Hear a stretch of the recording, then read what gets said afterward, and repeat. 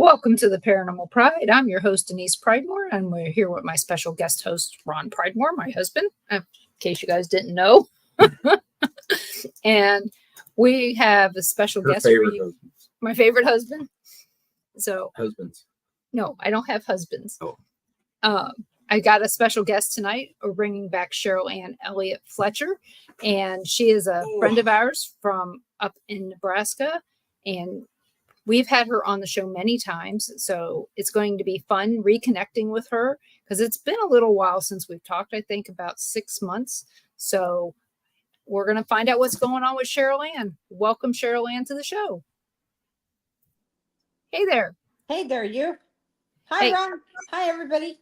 Hello, hey, Susan, Mike. Hello.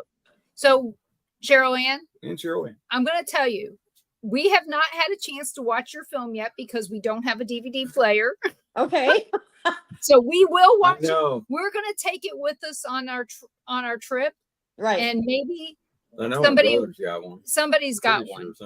Somebody's got one. Do you have one in your car? Like, what kind of car do you have? Do you not have a DVD player? No. The MP3s. They don't put CDs in there. Nothing in them. Really? You know something? Then why don't I just why don't I just send you the YouTube link? Okay. No, my brother and mom. I think they want to. Yeah, there's my mom there. She's probably want to see the movie too. Yeah. Okay. I know they got it because the kids took our DVD player when they moved to South Carolina. Yeah. Oh, them stinkers. Well, that's all right. We told them they could. They needed it because they didn't have... At the time, they needed it a lot worse than we did. Yeah, they didn't have internet, and it was one way to keep the kids busy. April? Yep, back in April. And so how did the distribution go on your film?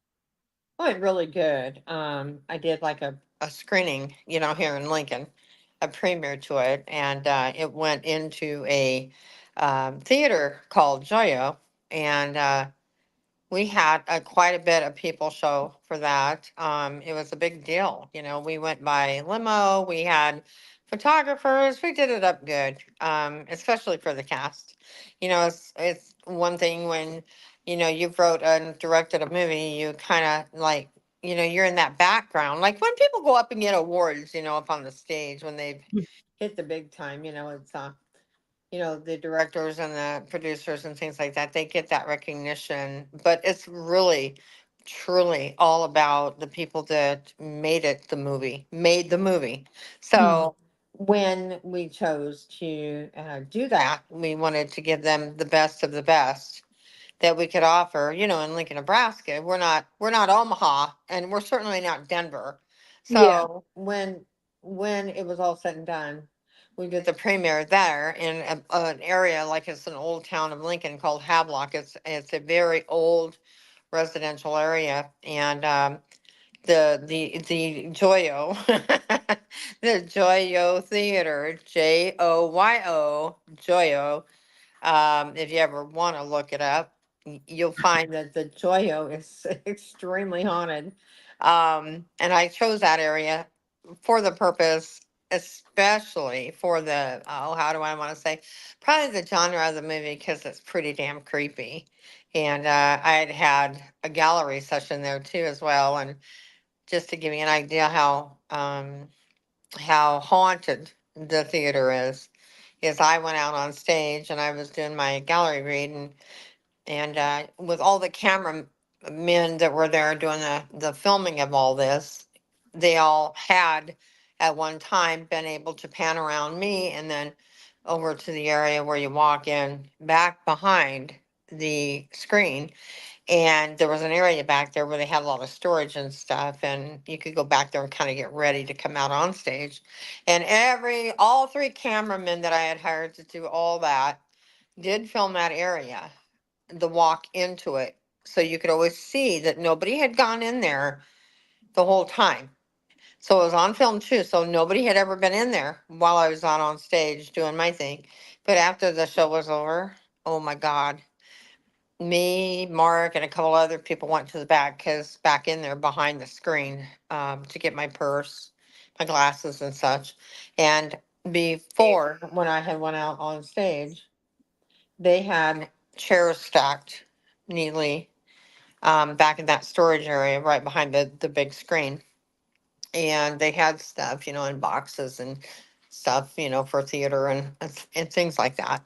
Well, I went back there, and when I walked in, because you'd come out on the stage is here, and then you go back behind to a door that led back behind the screen. So all of that was storage. And when I went to step in that room, I went, oh my God, all of the chairs that were stacked against the wall were everywhere, all over the floors. It was like somebody went in and just threw shit around. It was crazy. You couldn't even walk in, to be blunt. And yet, before, you could walk right in, smooth path, right to everything. But it was in such a mess. And so the owner, we met that evening because I couldn't even find my glasses. I had no idea where my glasses went. I found my purse. And the whole time the gallery was going on, people were hearing things and seeing things move through the theater. So when I did the premiere for the show, I couldn't think of any other place to go except there.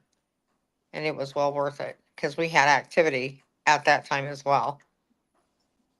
Wow. Has that building always been the theater? Yes. In fact, it's been there since I want to say, if I look it up, I think the history was like in 20s. It was built in the 20s. So it's got a long-standing history of showing that, before they came out with all the really fancy theaters downtown Lincoln, Mhm. that was the place to go. So in next door, it was even more bizarre. It's like next door to that theater is a small building I looked at, looking to do another store. And while there, I talked to the owner. I said, "Who got shot in this building?" Because I saw this woman in the back had went into the back bathroom, and I heard a gunshot. And he said, "Yeah, that she was murdered back then, like in the 30s, in the roaring late 20s, early 30s. There was like some kind of a drug mafia thing going on in there, and she was shot." So that building, the Joyo Theater, the one next door, and the one after that, they're all riddled with stuff. Wow. So do you plan on doing another film? I am, yeah.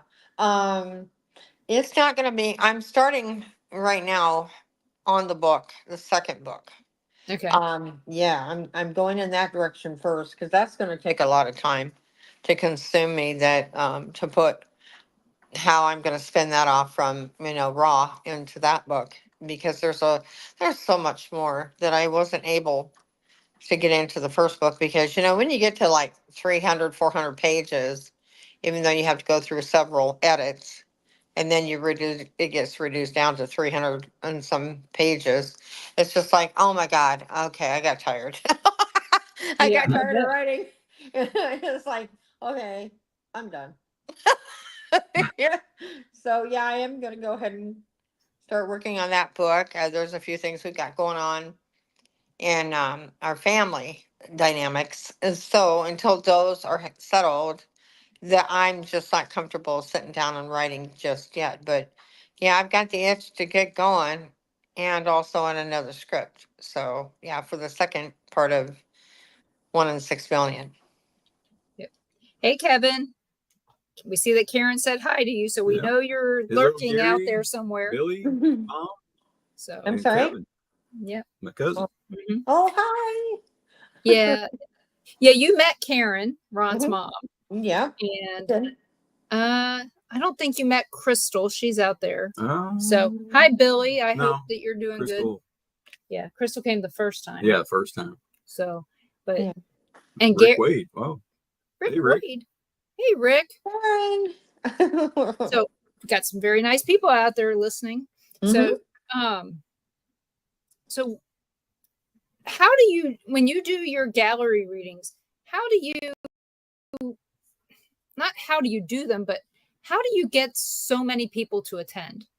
Well, I How am do you gonna market it? That's what I mean. That's How what do you you market it so that people like Rick Wade and Chris Garcia and these other people in other areas can maybe learn from you a little bit on how you're You know marketing? what? You know what, Denise? That's pretty amazing that you brought that up. And I'll tell you why. It has not been very long down the road that I had noticed Rick, some of the things he was posting, about himself and, uh, just trying to get people interested in what he does.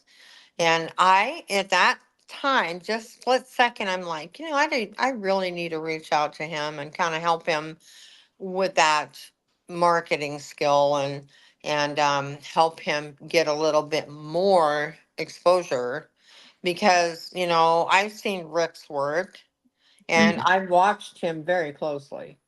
And I do that with a lot of people that are intuitive or sensitive. Um, because honestly, I know everybody is in certain stages of learning about their gift, because we all go through that aha moment, and then we're like, now what do we do with it, and now that I know that I have this ability, a trusted ability because of who I associate with and how I market. So when I saw that, I was like, I need to reach out to him. I've been kind of marveling on the idea of going and getting with him and do an event. A I've been tandem event? a what? A tandem event? Yeah, I've been Or itching. dueling mediums? Exactly. Yeah, the dueling mediums.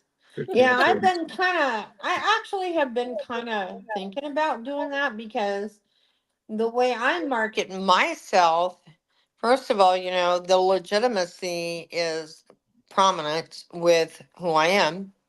I make sure that people know that I have references all over the place, all over the world. People can check on me to kind of validate who I am, is what I'm saying. And with that being said, Denise, what I learned, oh man, this was so crazy. I was sitting there one day. This is when I first got my business going, Extraordinary Connections with Cheryl Ann. When I first launched it, I said, how the heck are people going to really believe me? Because there's so much saturation out there with wannabe psychics. How can I stand out? How can I stand out and make a name for myself, a legitimate name and a respectable name? And I thought, you know what? Because I'm so into law and so into the right thing and integrity, I went to school and I got my bachelor's degree in criminal justice. The reason why I did that was so that when I would go and want to help the police department on anything that was going on that they couldn't figure out, I had that paper to stand behind me that would say, hey, now wait a minute, Cheryl's in criminal justice.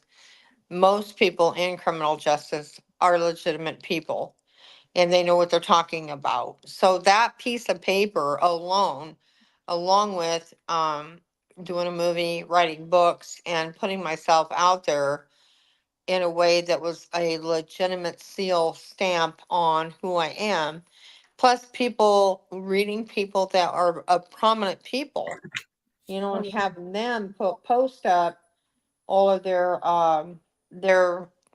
how they felt about what they received from me, legitimately. And I had a lot of people coming around, with a whole lot of, like references coming up on stage or going up on blog talk shows or radio shows. And that was the other thing. Rick, I wish I could talk to Rick about the fact that he needs to get on like real radio shows, like on air, like I was with Kix 96.9 for like 5 years. Right. And, that alone, because I had to do, Denise, the thing about it is, if you can do it spot, on cue, and be able to read somebody, and you can do it over the year, and everybody's hearing you. And I mean to tell you, 70, 80,000 people on the air hearing you. You know, that's another thing. I thought, you know, if I could just sit down with Rick face to face and talk to him about some of the things that I would offer to help him in, I'd do it in a New York minute because, you know, he's a real decent guy. There you go, Rick. You got Oh, some help there. hi Rick, wherever you So, are. so reach out to Cheryl Ann, and maybe she can help you get a little bit more marketing, because I know that you really want to get out there a lot more, and you're a good guy, and we like you. We like you a Yeah. lot. Yeah. So, but You know what? I just had this crazy idea. I should like invite him into a part in the movie too, you know? oh well. Yeah. I had just had a really good thought of a certain kind of character that he might fit with what I'm looking for. So you never know. Oh yeah, Rick. Like I said, he is one of the nicest guys I've Mm-hmm. ever met, and his ability to hear EVPs is amazing. Mm-hmm. And he's really, it's really interesting to listen to him read past lives. Mm-hmm. I don't know if I believe it, but it's really interesting. Right, right. I'm, Oh yeah, definitely. I don't know. When it comes right down to it, past lives, Mm-hmm. I don't know how you prove it to somebody. Right, and you see, I've done past life work. I know you have. And the only, honest to God, the only way you can prove it is that when a person's laying there and they're in a deep state, you know, because it's kind of not, I don't like to say this because it's really not, but it's almost hypnotic. When they're in that deep state and you're taking them down layer after layer, the only one specific person that I had that I was doing was able, I was able to go down 3 different, what I call layers of life with her. And I was able to identify a specific type of ring, Denise, that she was wearing back way in the 1600s. And I specifically detailed it. I detailed the ring. And when we came back to reality is what I call it, because she was way far away from me. Um, she described, I asked her, I said, do you remember the ring that you had on in 1600s? And she just looked at me kind of funny. And she said, was it like a blue sapphire type ring, silver, with it almost looked Celtic? And I said, yes. And I never said it out loud. Never said that out loud. And she said, I still have it. Now that blew my freaking mind. Secondly, she brought it over and showed it to me. So that was my only past life reading that I've ever done that I could, I mean, it makes me still chilled that I can say that shit was real. You got validation. That was a, Denise, that was a major validation because ain't nobody that I know has ever been that lucky to have something like that come through layers and that person actually has the ring I described back in the 1600s that that person was wearing at the time. How the hell did that happen? Who knows? I mean, that's amazing. Somebody had to have told you that information. Yeah, and something. how it was related to this person. So, Yeah. Yeah, and I see do that, agree. Uh-huh. Rick says many of his readings shocked many because of the validation, Right, So, right on. See, that's, especially with past lives. yeah. Like I said, and it is interesting. And hey, Dan and Donna, glad you're here. Family reunion night. Hey! My family and Ron's family are here, Aw, many of them. that's So really cool. So when we were talking before the show, we were talking a little bit about Ashmore Estates, because we're going there on the 26th. Mhm. And you'd said that you guys went about 6 months ago. Yeah, it was And early summer, yeah. yeah, can you tell us what were the circumstances? Oh my God, I had such a blast. But David Lowry, you know David, right? Yeah. He's really, him and I are really good friends. And I hadn't seen him since like Farrar, and that would have been like freaking 8 years, maybe. So Mhm. I hollered at him and I said, "Hey, I'm coming up to Illinois." And I said, "You guys better be ready, you and his girlfriend." And so we met before we went to Ashmore for the investigation, and we had dinner together. we had such a flippin' blast. Oh my God. So when we went over there, well, first we went to our hotel, we went to dinner, then we went over there. It was about 7:38. We walked the premises. I always walk the premises so I can feel what's going on. And my my biggest pull to it was the upper third floor. Hmm. Or now, if you're looking at it, like here's the picture of it, Right. and here's the back door by the truck. I'm Mhm. talking upstairs, clear to the back, and that's Yep. where I got the Yep. biggest pull. And we observed. I'm not gonna tell you everything because I don't want to spoil it. But we did have a lot of activity. I've been using a cat light up bulb for about 10 years now. So we had the cat light up balls that were in line, straight line, in that hallway, and we were sitting there, and we had those going off frequently, and we didn't put them too close together because I believe they do somehow affect each other. Just like when you have your phones on, certain things trigger certain things. So we don't ever put them real close together. We put them pretty far apart. Yeah. So one would go off, the other would go off, and then the other would go off when we asked for them to walk down the hall and then come back. And that happened. I mean, they just rocked it just like that. Like one would go on, go off, they would walk past the other one, it'd go on, go off. And on the third one, as they were walking down the hall, and then they would come back and do the same thing. That's a good Yeah, idea. yeah, it worked. We all as investigators are always trying to find really cool things to work. So we have that evidence for everybody to see. Um, and then as far as like and down in the safe room is what I call it, where you go in and Yeah. set up everything. Oh, We yeah. have look, I'm gonna that room is freaking haunted as hell. Um we're just all sitting in there talking, and all of a sudden bam, one thing falls over or something flies off the the wall. Like they have a big chalkboard and stuff, you write your name, a piece of Yeah. chalk went flying. It's just it was just really crazy, that Well, room.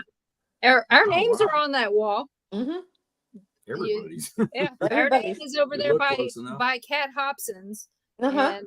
and it says the Paranormal Pride More Paranormal, and I Ronnie saw Denise that. Program. I saw that, and I'm like, I know this lady.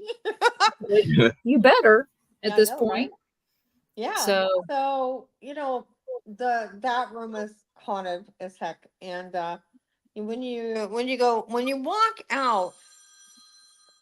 walk out of that room and you turn to the right and you start Mhm. heading down the hall, when I pick up something that isn't good, the behavior wasn't good, I'll get so sick. I just get really sick to my stomach. And mhm. so when I turned right to go down there, because everybody makes me go first, which I don't care. So I'm going down the hall, and I'm getting really super sick, and I'm thinking, okay, what did I eat? Because I just have to kind of debunk my own self.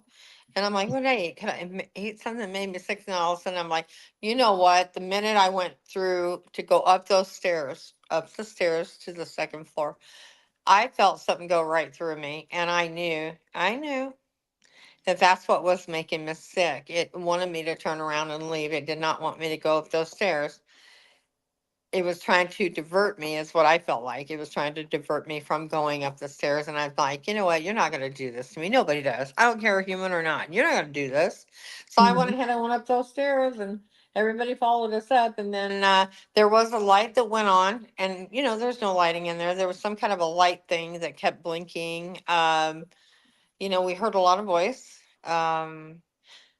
We talked. There were two other people three other people that were together with us, and we all kind of stepped back and went into a different room, and we kind of separated.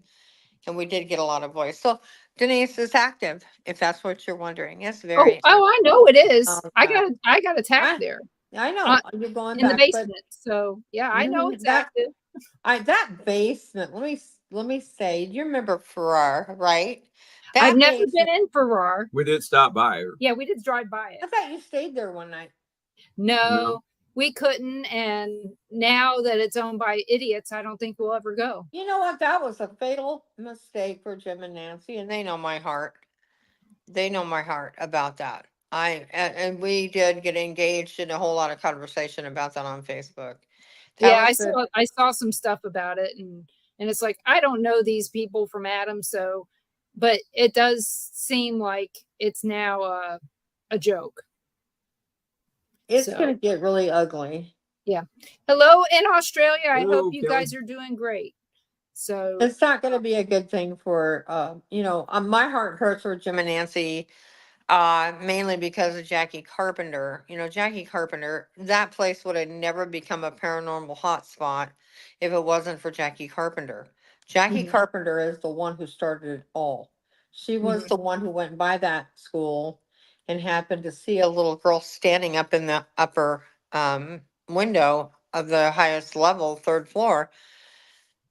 And she went in and talked to Jim and Nancy and about this little kid that's roaming in their building, and if they knew that. And they were like, no. She said, well, you have a child roaming in here. So they, of course, naturally everybody went looking. And while Nancy was going up to second floor, I believe, she encountered the little ghost girl. So she knew right away that this was not just like you and I living. It was obviously a ghost. But Mhm. Jackie Carpenter, her name, is all over Farrar. It's everywhere. Had Jackie Carpenter not seen that little girl, Jim and Nancy would have just restored the place. Sure, they would have had a lot of activity because they would have started tearing stuff up.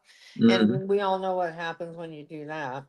Yeah. So they would have eventually learned it, but Jackie Carpenter is the one who really brought all that out. And then Connor and I went in, Connor Bedell and JD. We're all paranormal seekers of Iowa, all of our team. We went in like the second or third time, and that's when I blew everything out of the water about that place. And a lot of what I said about that place, which were children molestation, beatings. Two nurses that were in the facility got raped. One had a baby by a rape. The janitor was the one who really messed the kids up. He was also a pedophile. So they could not release that documentary until they went back to the family members and literally found out if what I was saying was legit, and it was.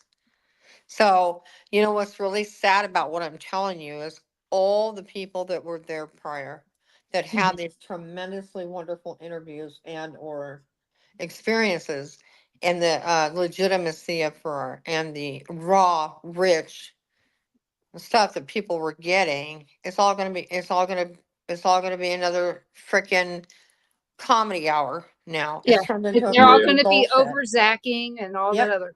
Yeah.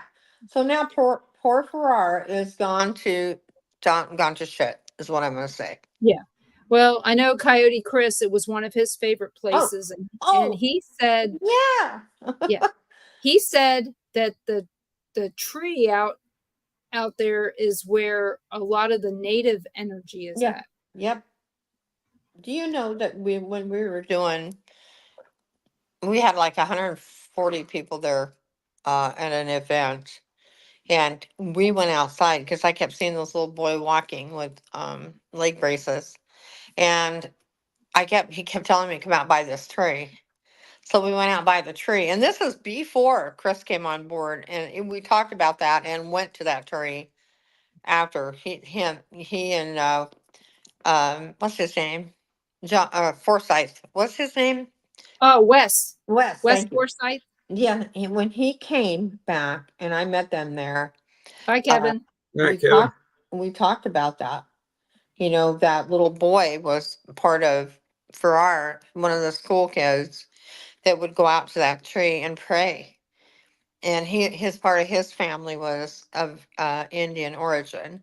So it was a sacred area.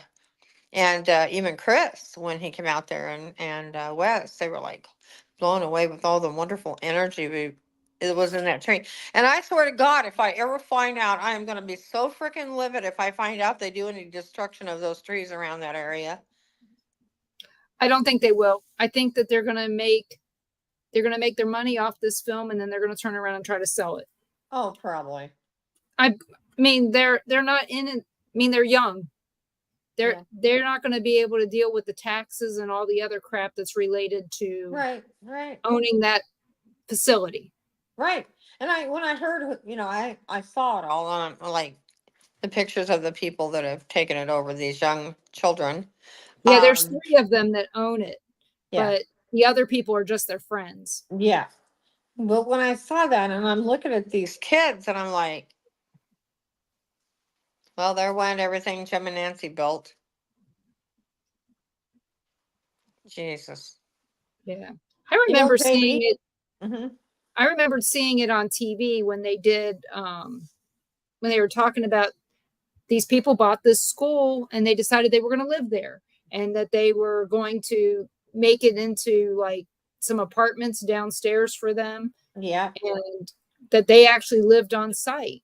Yeah. And that right there, the fact is that this building is a home. Right. You know, maybe a schoolhouse, but it's a home now. So hopefully these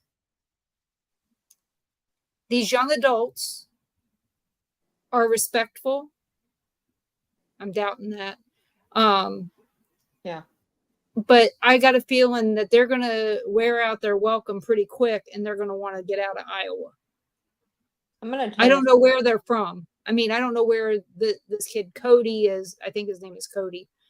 I don't know where they're from. I haven't watched any of their crap on YouTube, so I don't know anything about them other than apparently they have a demon in their pocket too. Well, let me tell you something. When I They're, saw they're that, talking about Crystal. They're talking about Farrar Schoolhouse in Iowa. when I saw these kids, the first thing I thought was, "Oh, you're gonna get so, oh, yeah, they're gonna get so freaked out about that place." Because let me tell you something. What we learned about all the spirits that are in that building, they don't like being messed with. They do not appreciate people that go in there and try to start trouble. They won't even conversate, or they won't give to you the attention, because if you go in there and act like you're foolish and or you're not there for the right reasons, Denise, they won't give them they're going to end up faking a lot, is what I'm saying. Yeah. Well, you know what? Somebody, not me, is going to have to go out and watch their stuff and let me know what they think, because I figure I'm just going to get so pissed off I'm going to turn it off. Girl, I'm telling you. I'm like, you know what? Like I said, when I saw them, I don't like to get into judgments or anything like that, right? I don't, because I just figure that ignorance will show its ugly head on its own. And that's what you're going to see. The ignorance is going to be rearing itself in an ugly kind of way with these kids. They are going to get the shit scared out of them. They are going to get some stuff that's going to happen to them. But a lot of what's going to happen is what they're going to create to make it happen, so that they get some kind of creepy shit story that really isn't really Farrar. Right. Yeah. So, do you believe that there are demons at Farrar Schoolhouse? Okay, so I want to go here. I love this. You know what? I'm going to tell you something. I proved that there was. Oh, because On they're saying that the place is probably they're saying that the place is infested. Let me tell you the truth. JD has a clip on Paranormal Seekers of Iowa.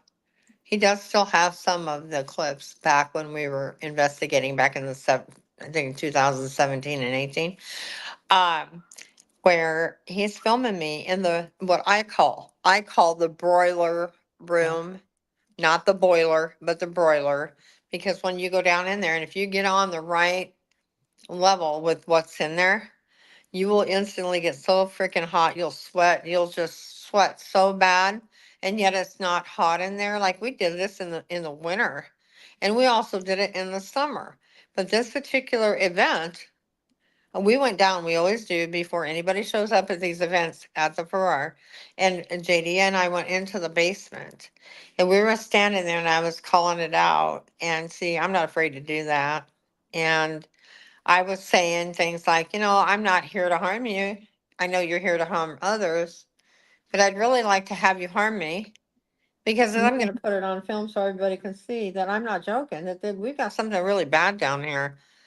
And just as I said that, you can see me in the film lurch forward in pain because down my back it marked me down my back on camera with 3 scrapes clear down my back, and they were not little ones, tiny little tiny scrapes. You know what I mean? These were wide and spaced apart perfectly as if somebody did it like that, all the way down my back, like a J. And while it happened, JD was filming it, the whole thing. So when we went back upstairs into what room only had lighting, he flips up my back on camera and here it is. And I said, you know what, JD? Nothing angel-like driven would ever do that. I said, behaviored, because when you cross over all the shit you've done to people, your behaviors does go with you. So if you come back in the afterlife and you're still unhappy because you have unresolved matter, well, you're gonna be pissy with other people. You're gonna be scratching, kicking, punching, throwing people across the room. But how I knew it was demonic, because it was the horrible stench that went along with it at the time it happened. It wasn't, oh, just a scratch and oh my God, that hurt. Oh, I'm gonna run upstairs and have somebody look at it. No, it was stunk. It stunk when it happened. It stunk when it was going on, and it stunk when we were leaving that room. So we knew Oh, it yeah, I get wasn't that. normal. No, It thank wasn't God. normal. Huh? Oh, he goes, I haven't had the stench. She's So just been scratched everywhere she's been, but Mm-hmm. Yeah. And like I said, to but for make those of you somebody, wondering what we're talking about, yeah, it's Colby and Sam, and then the young lady over here. They bought the Farrar Schoolhouse, and they're saying a trilogy starting October 20th. Basically, they say we bought a haunted school and lived in it for an entire week. big deal. And after years of trying, we finally have a place of our own. So we were not prepared for the dark energy in that school. Can't wait to show you guys. So I don't know if this is a comedy or a horror or horror Well, comedy. in my opinion, just hearing that, because I do remember seeing it in writing. In my opinion, that's so juvenile, so immature, so young. So you don't know what the hell you're up against, is where I'm at with it. You don't even know. So it so will. what's that supposed to be on? Let me see here. On YouTube or? I'm looking. I'm thinking it was YouTube, Ron. I didn't see it being on like any Netflix or anything like. Yeah. Hey, That was Tom. YouTube. I don't know. Yeah, It's not very clear where it's at. So I guess I got to go find out wherever Sam and Colby are hiding and find out, where they're going to be. He said it's on YouTube. Oh, it is? It's on YouTube? I think it's. Tom I knows think it. Mom always does. Yeah, check YouTube for those guys, because I thought that's what I saw, is that they were going to go with YouTube on all this, and I was like, oh, whatever, okay. Yeah. And the same with me, Crystal. I hadn't heard anything about it except that I followed the Farrar page. And when I saw it on there, the first thing I thought of was, oh, mini Zax. Right on. And I more than likely I'm not going to be impressed, but it is what it is. People, they got what, millions of followers. So needless to say, they're going to make a buttload of money on it. Yeah, exactly.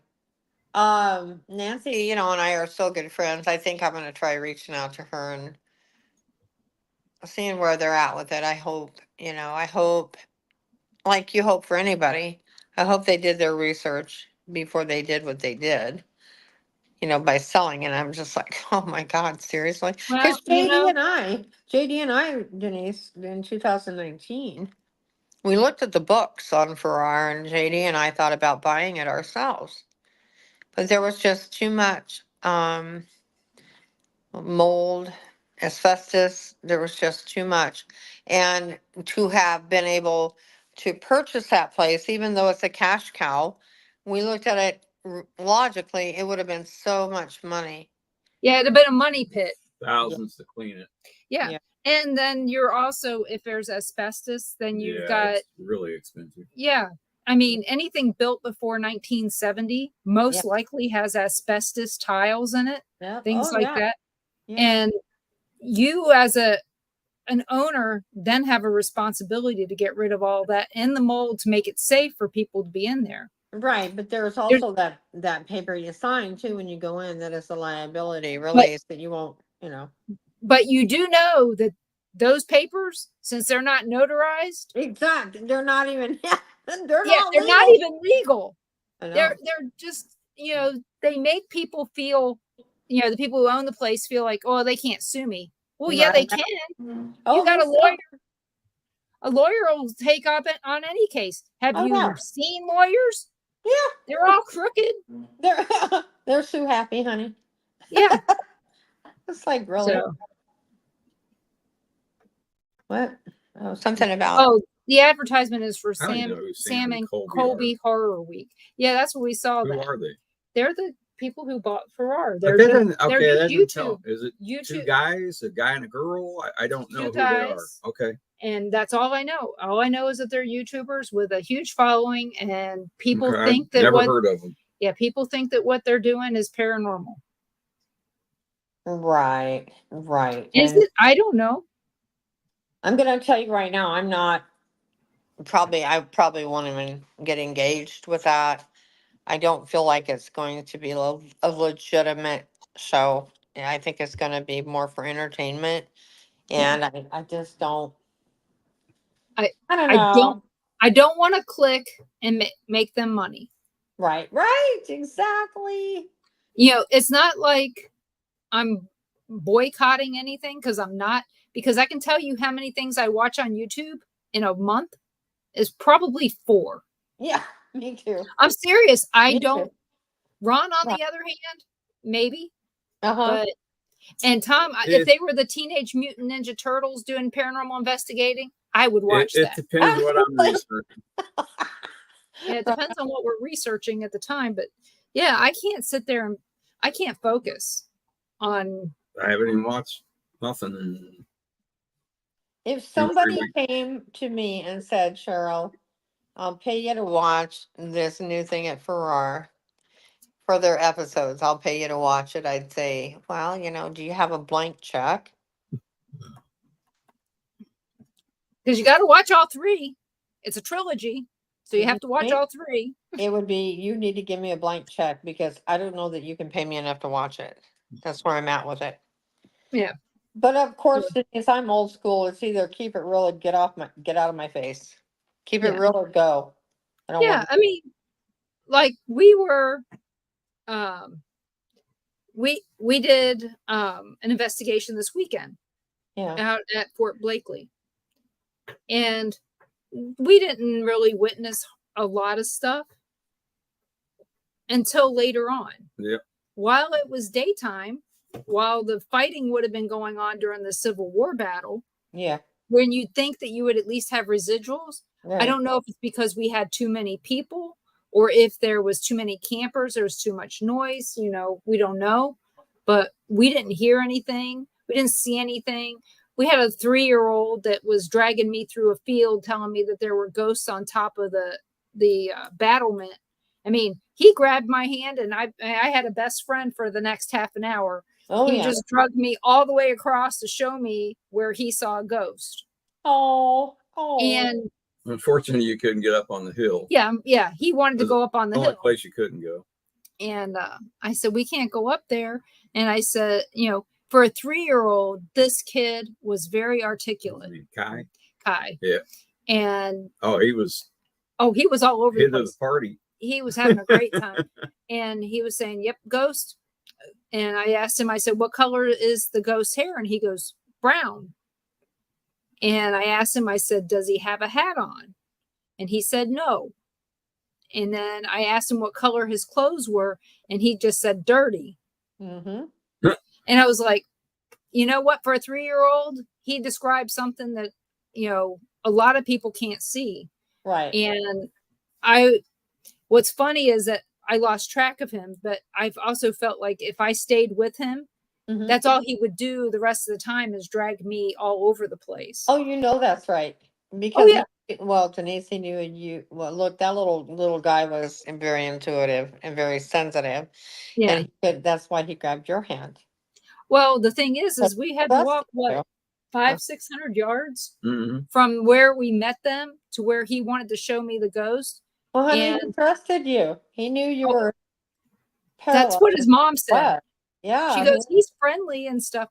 And I laughed and I said, well, I'm going to tell you a secret. I said, my grandson, Ruby, we took him to a Christmas parade and there was a Mrs. Claus and she was giving out cookies or candy kisses. And she asked Ruby, she said, do you want a cookie or a kiss? And he went in for a kiss. Oh, dang right. And I was like, no, Ruby, candy. Do you want candy or a cookie? Great, actually.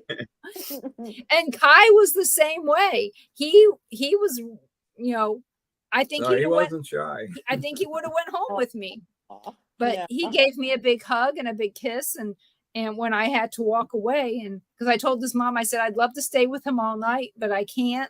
I said, because otherwise that's all he'll do is drag me around. Yeah, I think they left earlier before it got really dark. They had to come back because he took home one of them. Oh, yeah, that's right. Yeah, they went to their campsite at the campground and he had a proximity meter. Mm-hmm. Yeah. And he took it with him and they didn't realize it until they got back to their tent.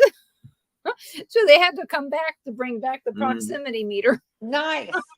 Well, but yeah, it was, and then after that, it got pretty as active. it got darker, it got more active.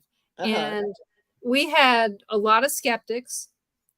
And by the time it was over, we did not. Yeah. And I have a feeling that we will be asked to come back. We were with the ghost hunting housewives. Mm-hmm. And we were their guests. And we were helping, but they had 111 people show up. Yeah. I thought maybe they had 20 people coming in. 30 maybe. I asked Carol, I said, how many people you got coming in? This is about a half hour before. And she goes, 111. And about that time, it was just car after car. I mean, I said, uh-oh, I don't know where we're going to park them all. But luckily, it was a battlefield. Grass along the road. So with it being a battlefield, you could everybody could be spread out and you didn't hear anything. Right. Have you ever done a battlefield? I have not done that yet. Well, there's areas here in Lincoln, outside of Lincoln. We have places out in here where there's been a lot of battle. The wagon trails, things like that we have. And come Halloween, I think you know this, but my sisters and I usually get together and we go out to a specific gravesite that's out on Highway 77 in Lincoln, and it kind of goes around a curve and it's up on a hill. Across the street is where the old wagon train went through. There's so much activity between that place and this particular cemetery. Well, because a lot of people were buried up there too from all that, the battling that went on between the two areas. And so there's a lot that goes on out there. That's where we're heading, for Halloween, probably again this year. Mm-hmm. But I have never done a Gettysburg. I want to go there so freaking bad. We're hoping to go July 25th through bash. 27th to the Battlefield Bash, but not as vendors, as Peons. Yeah, peons. We're gonna. Which I don't know what else we would be, but I tell people all the time. I said I don't have anything to sell, so I would much rather go and walk around and visit with everybody on my time. Yeah. We have a vendor? And have fun, on your own. I mean, away from what you do, Yeah. Go hobnob and have fun. Oh yeah. And I told somebody else, I said, the biggest reason we're going to Gettysburg, first off, is the people. But the second one is I want to go back to Friendly's. My first job was at Friendly's Ice Cream. Oh, and that's the only one that I know of that still exists. So, and they got half price breakfast during the week and ice cream every day. One of the few places you can get ice cream for breakfast. Oh, it's not at McDonald's. Don't go there. Their machines are always broke. Oh, well, this is hand scooped ice cream. That was my job. I was an ice cream scooper when I worked there all those years ago. Yeah. Hey, Crystal, we were just talking about you. 126. Yeah. So, like I said, that was a lot.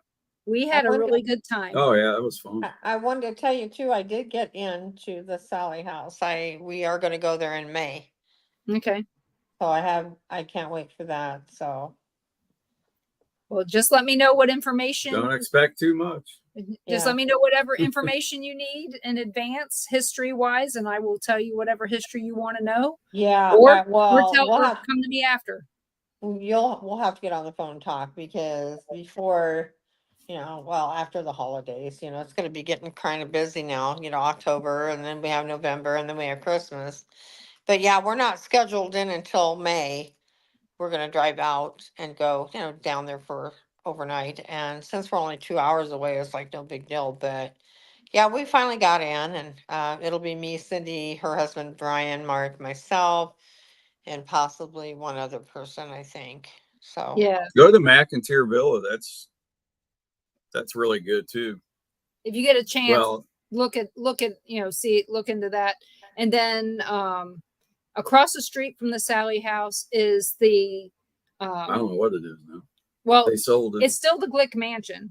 Okay. It was the first Democrat governor of the state of Kansas lived in that house. And I'm not going to tell you how many people. I bet he wasn't the last.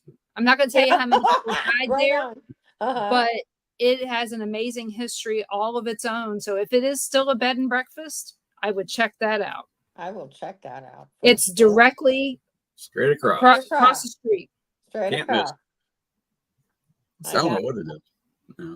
We stayed there a bunch of times, and every time we stayed there, the owners would sit down and have breakfast with us, asking us what we saw or what I heard, or tell me about my house. Yeah definitely. I'm excited to go. We are looking forward to it for sure.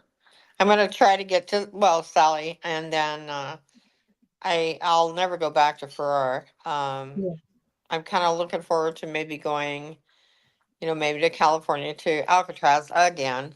I'd like to go back, with my family next time, because last time I went with a friend of mine, and I don't do well with tours, so I kind of go off on my own and get my own evidence. Which that was so cool too, because I was standing like. The guy, I can't never remember his name. He was the one that did the messenger for the bird man. Mm-hmm. That was so crazy. I just will never forget this story. Just walking past his jail cell and hearing him clear as day say, "Stick her." And I turned around and I said, "You are not going to be sticking me today." And it was on film. I mean, you can hear it clear as day. And that was really good. I thought that was pretty cool. But then I turned around and we were walking, with a bunch of people. And I always lag back behind because I'm doing my own thing. And I look up and here's a perfect apparition standing right in the doorway of a jail cell. And I caught that.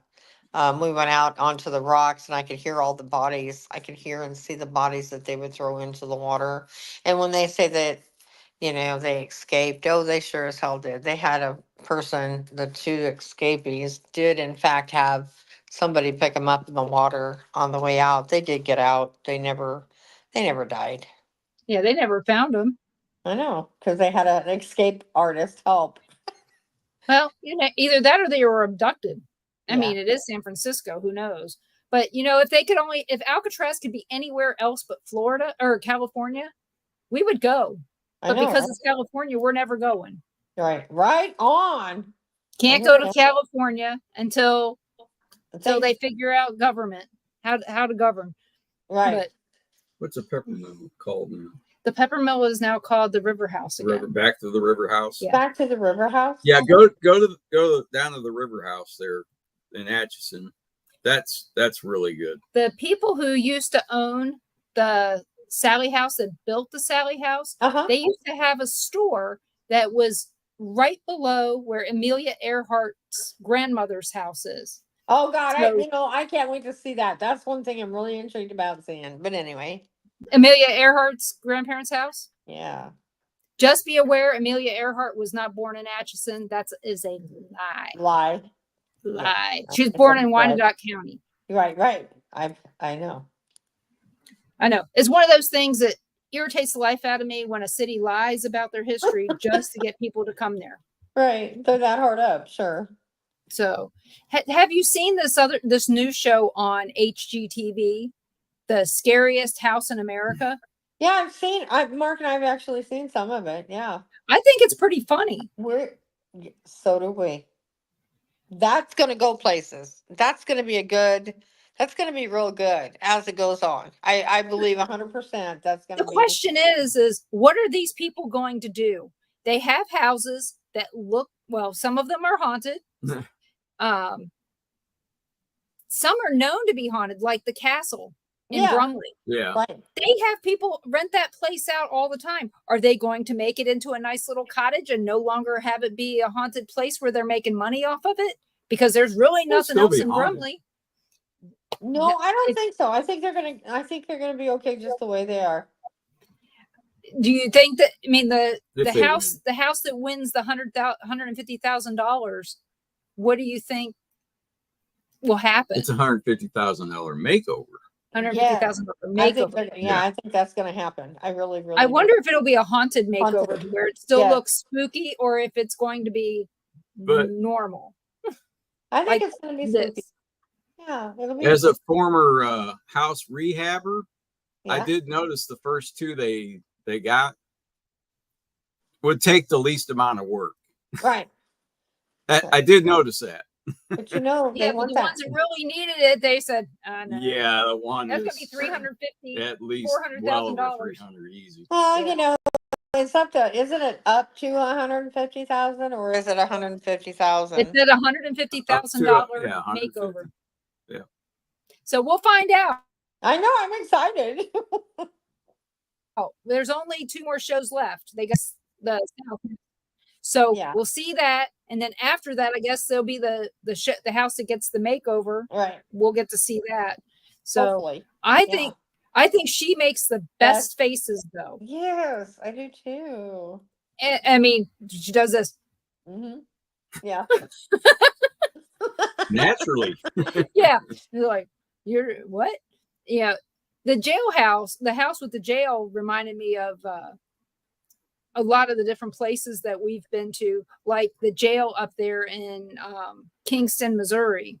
It reminded me of that. They live in the house and then attached to it is a jail. And just like the 1859 jail in Independence, Missouri, same thing. Mm-hmm. The family lived there. And that's weird.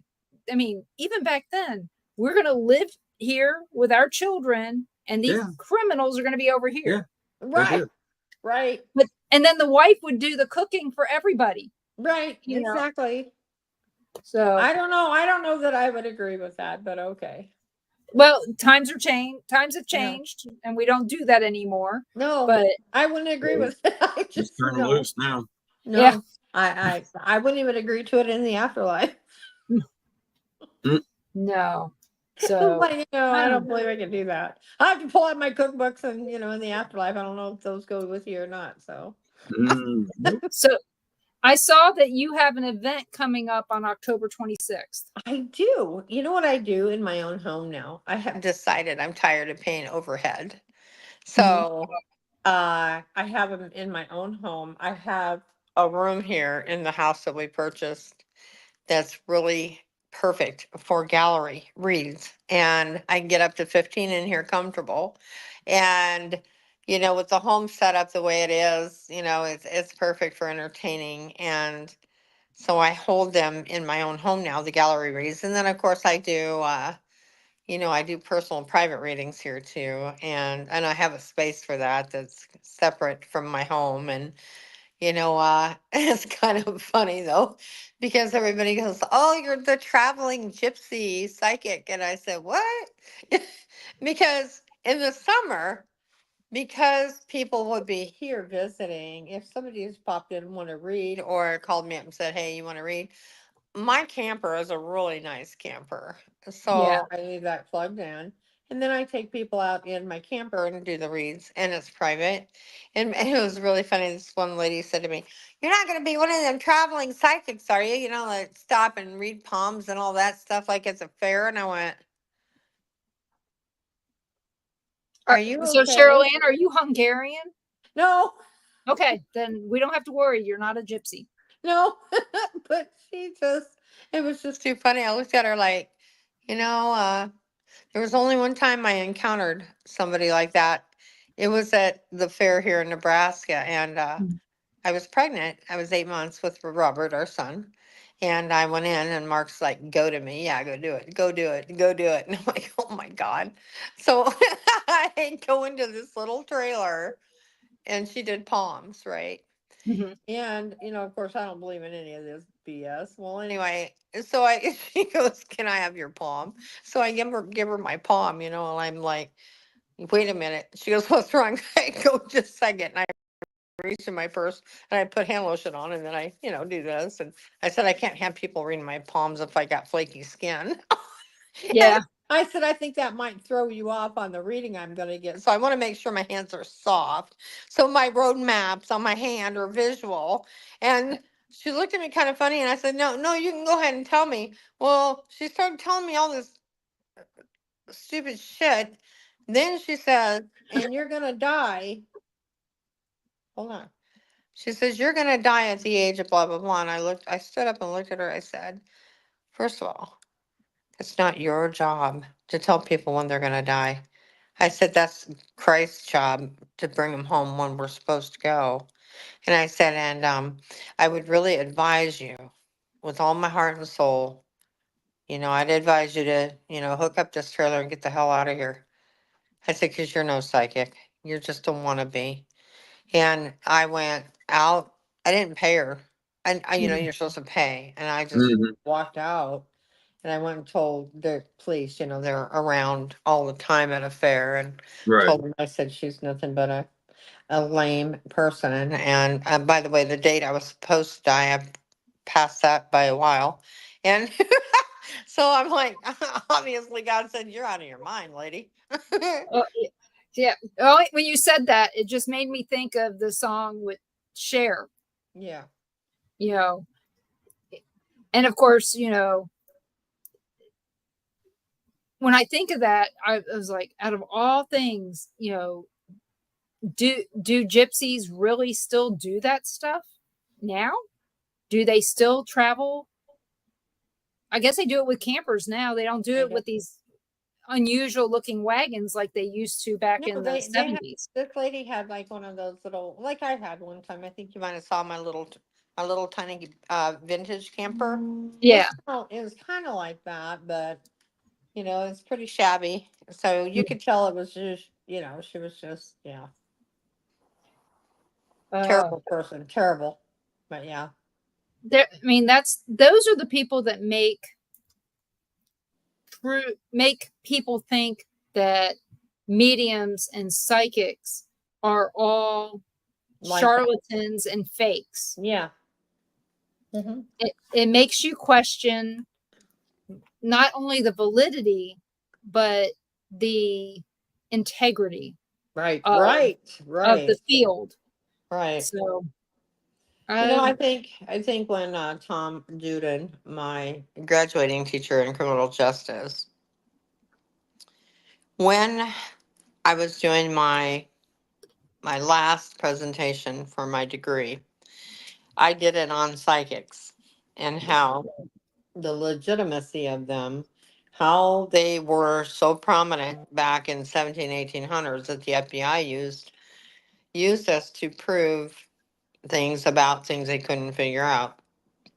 They even did horrific studies on people like myself back in the day, hooking you up to electrodes and all sorts of crap, kind of like burning you at the stake like a witch. And they did all sorts of things, yet they really relied heavily on people that were gifted, truly gifted. mhm.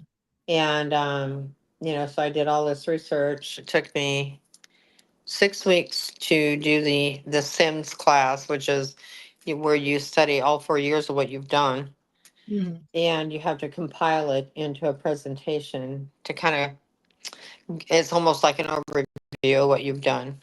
And when I did it on psychics and FBI work and how the CIA used people like myself and others, Tom was really blown away because him being an ex-police officer for 35 years for the Lincoln Police Department, he said there was only one time in all of his career that somebody came forward and was able to tell them some stuff that really helped break into a lead. He said back then, he said the police departments, the reason why they don't like to use people like us is not so much that they don't believe in us, it's they want the credibility. They don't want a person to come in like myself in many things I've done, walk in on a scene and say, this is what happened, this is where it's at, this is this person, this is who did it. When they've been working on a case for 2 weeks or more and the money has been poured into this case through the city, it's just that they don't want people like ourselves to come in on a scene and be able to clean it up just like that when they've been pouring money into it. He said, but you know what, Cheryl? He told me after it was all said and done, he said, it's too bad that the police departments don't utilize you guys more often and put you in a position where you can help out quite a bit. And I said, yeah, it's really too bad. And Yeah, then, sooner rather than later. right. And it's really sad because he said, there are people like the gypsy type people, or like, oh my God, when I was doing this case, oh my God, I don't think I've ever been so frustrated and aggravated with people that like to jump into, you know, talk blog shows, or they get on to these streaming of all this stuff about somebody who's died, like a whole bunch of people get in on a Facebook chat, and Mhm. all of a sudden all these wannabes come in and start saying, oh yeah, he's over there by the tree on the limb on the side of the road up in a water thing. They just start randomly say stuff.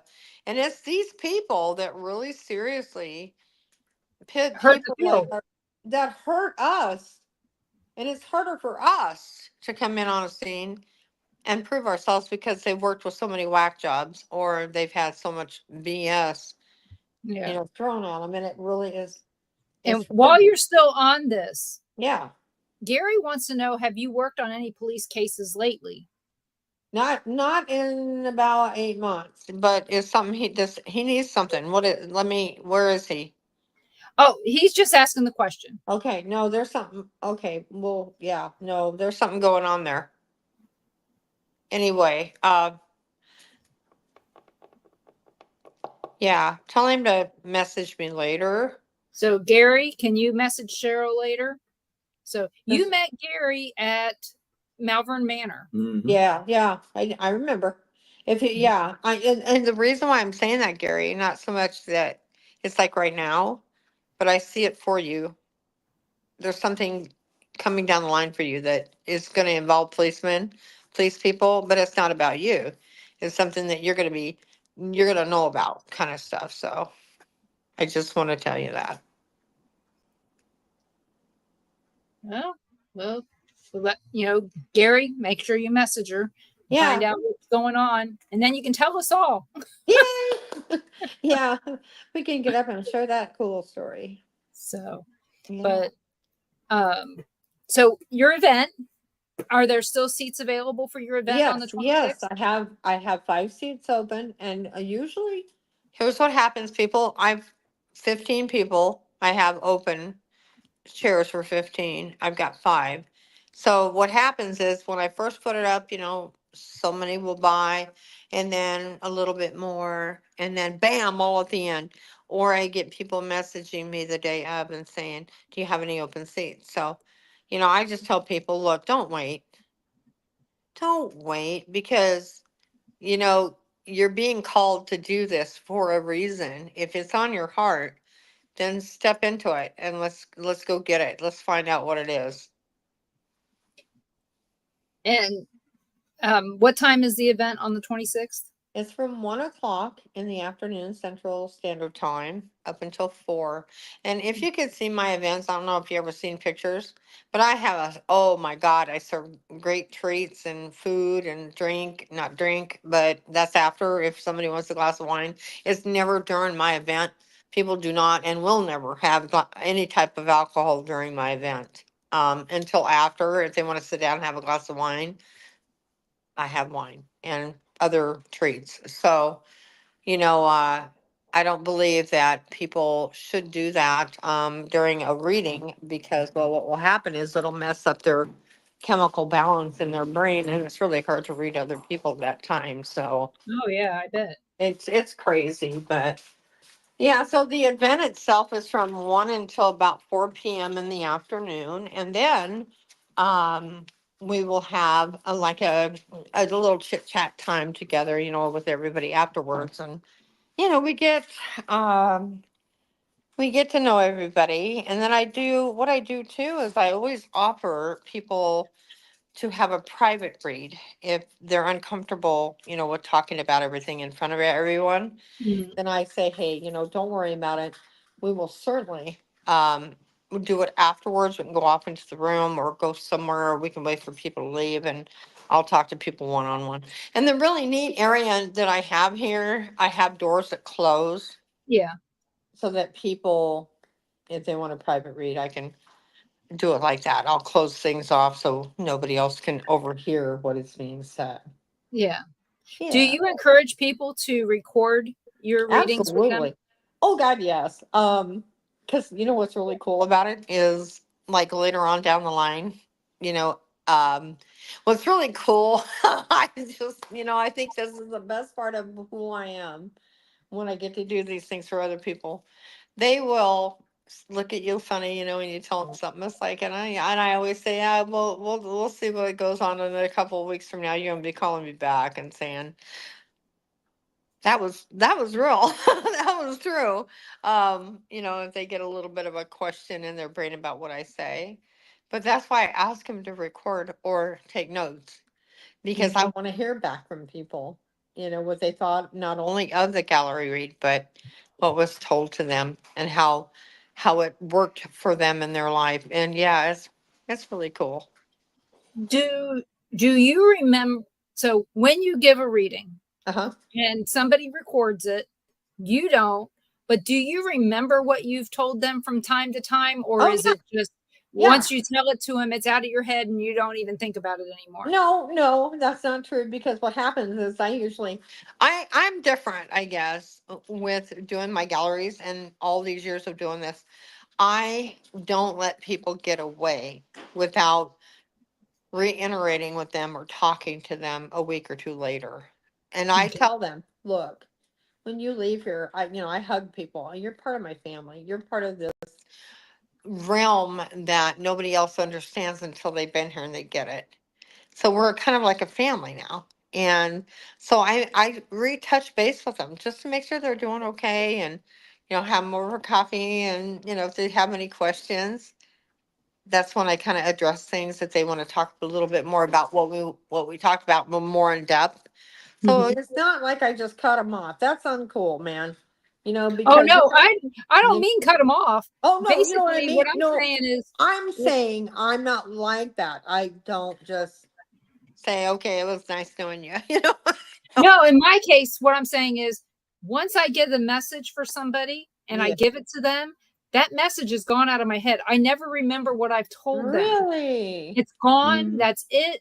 And that's fine. It's not my message to keep. It was my message to give. And then after that, it's like, okay, that space is freed up now. Now somebody else can give me a message. Right. So that It's way like I don't have to keep track of what did I just tell somebody. Right, exactly. But no, I just don't, yeah.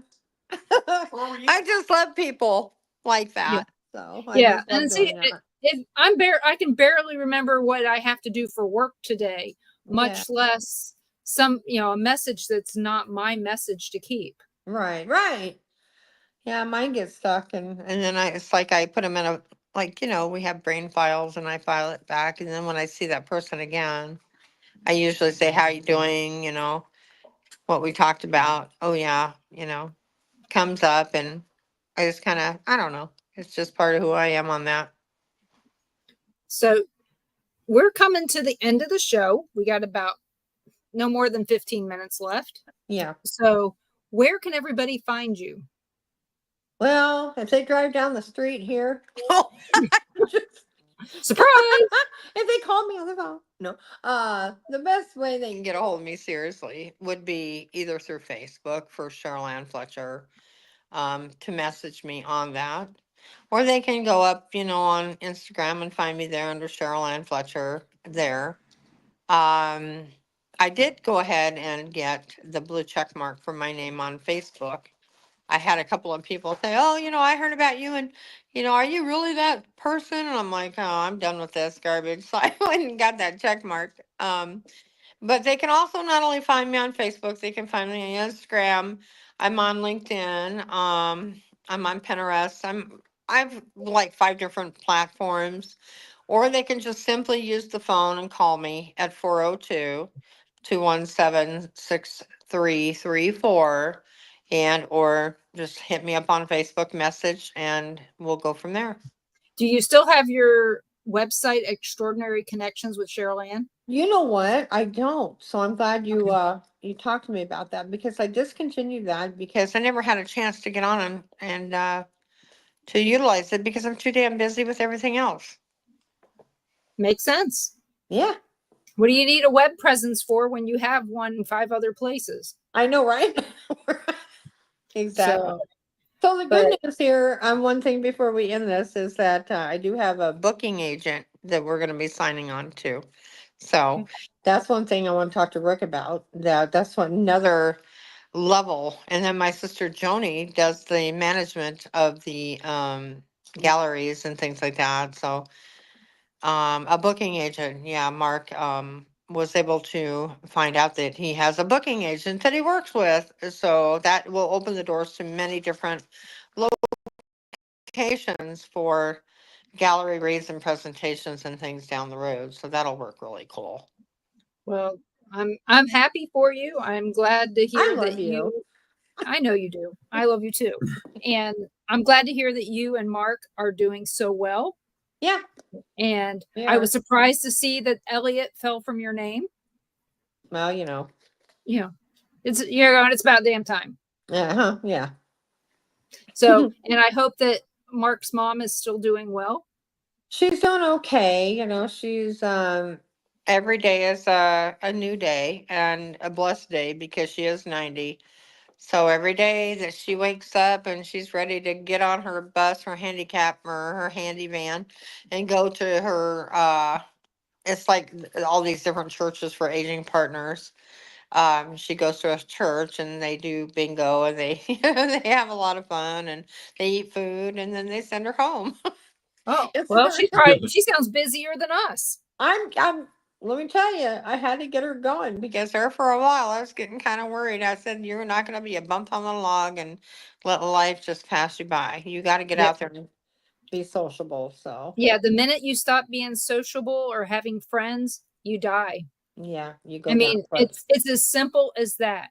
And her doctor said when she fell and fractured her pelvis about 8 months ago, he said, they said to me, the one thing that is going to keep her alive and get her through all that is staying active in her life with people and motivation. And I got right on that. We got her signed up with Aging Partners, got her going from about 9 in the morning till 2 in the afternoon. She actually has a life with other people. So That's good because, like I said, you don't have that, you're dead. yes, you And right. because all they do is waste away, they're not using their mind. Nothing. And she's busy. She's, like I said, she's busier than half of us that are listening to this right now. Yeah. Well, heck, like I said, I'm going to do for her, like, I hope it's done for me. So, yeah, I'm just glad that she's doing well and that you and Mark are doing well. And hopefully you guys don't see snow before Thanksgiving. Well, I'm hoping for you anyway. Well, I'm just going to, like I said, it was the 18th of October last year. We had an ice issue, and then a week later we had snow for the first dusting.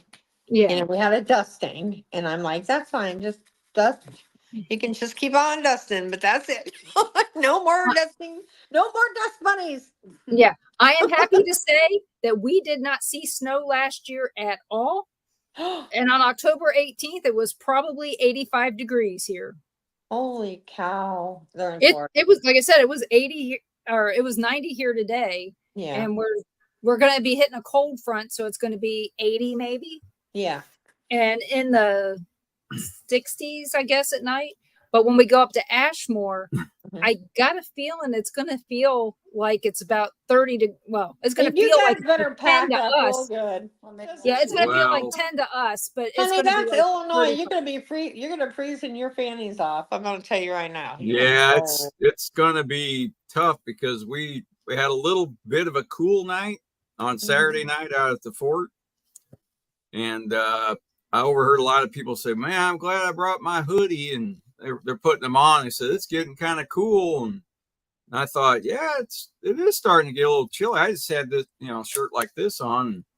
So it's getting a little chilly. And somebody goes, it's down to 65. And I went, oh no. I'm going to be cold. Oh my God. I went, yeah, it's feeling chilly at 65. I went, oh crap. We're screwed. Yeah, in a couple of weeks at Ashmore, we're going to be really paying for it. Hey, Denise and Ron, I want you to meet Joni, my sister, real quick. Oh, hi, Joni. How are you? I'm good. How are you? Fine. So how do you keep her in line? To the moon, Alice. Oh, I just thought you'd keep her drunk. And maybe that would that'd be great, wouldn't it? Some kind of vanilla schnapps or some crap like that. That'd be great. So I thought you better know who she is. That's Joni. She's the one that's managing my events and helping your gallery reads. My galleries and things like that. So you definitely need help. Trust me when I tell you, you're right. We're always busy. Oh my God. Oh, I know you are. And you're always there for everybody else when they need you. So I'd like to say I appreciate that because you're always reaching out and checking on us. And just remember, everybody, when you're looking at a map of Florida and you see Pensacola, that's kind of where we're at. So if the hurricane's not hitting Pensacola, it's probably not hitting us. Remember, Florida is big. Yeah, you know what though? I'm going to tell your audience right now, no matter where you're at in Florida, I'm still going to jump on that phone or something and I'm going to call you and say, are you all right? Well, like I said, both hurricanes. Yeah. We saw just a little bit of rain at our house. The one last year was what? Hour and a half away from us. We never saw it. You didn't even know a hurricane was hitting anywhere. The one that hit Cedar Key and did a lot of damage. Although at the beach you could tell it was had some really nice waves coming in. 10-foot waves. Other than that, you wouldn't know. Yeah, people were out there surfing, and the jellyfish were every damn where. When a hurricane comes in, it brings in jellyfish. Yeah. I don't know if they go through this. You guys interviewed Lee, didn't you, a long time ago? Yes, that was. I interviewed him and you together. You know what? You need to do that again. He is such a scream. He's in Florida, now. He does brick and mortar He's a teacher. He does a lot of it over the Lee internet. Casey. Lee, yeah, they interviewed him and I a long time ago when Lee came out with his book, Jenna's Flaw. But yeah, you guys should holler at Lee sometime on Facebook and get him on. He'd love that. I'll see if I'm still friends with him. You bet. Yeah, do. So, and I just wrote his name down wrong, and I don't know why I did. Do you want to be on with him? Yeah, Is that'd that- be all right. Or you could just bug him and see, if he wants to do anything. He is currently writing a new book, so Oh, so he'd be up for it. he'd be. Yeah, you might want to hit him A up. little PNR. Yeah, a little bit. Yeah, Jody said a little bit of PNR work right there. Okay, well, I will make Yeah. sure I reach out to him. I'd like to thank you so much for coming on, and Joni, thank you for joining in for a few minutes. We really appreciate it. And like to ask everybody Monday night at 7 p.m. Central, when my guest is going to be Katrina Cooper and another psychic medium that we're friends with. And join us tomorrow night at 5 p.m. Central for Paranormal Nation Radio, Not So Normal. And our guest tomorrow night is going to be Sharon Day. She does movies. She's an actress. She's into the paranormal. She is busy. And I can't wait to talk to her again. I haven't talked to her since about 2018. So we're going to have a lot of catching up to do. Wow. So join us tomorrow night right here, wherever you're watching this now. You will be able to see it tomorrow night at 5 o'clock with all of us. Then it'll be me, Ron, and Carl, and Sharon Day. So thank you guys for listening to us visit with Cheryl Ann. And just so you guys know, we are such good friends that we just love spending time together. This is kind of like just us talking on the phone. Yep, exactly. This is how it is when we talk. So just join us every Monday night at 7 p.m. Central for the Paranormal Pride. And you guys all have a great night, and keep in your prayers everybody affected by Hurricane Helene and Milton, because a lot of people are still dealing with that and will be for a long time. Thank you and have a good night. Love you guys. Night. Love you.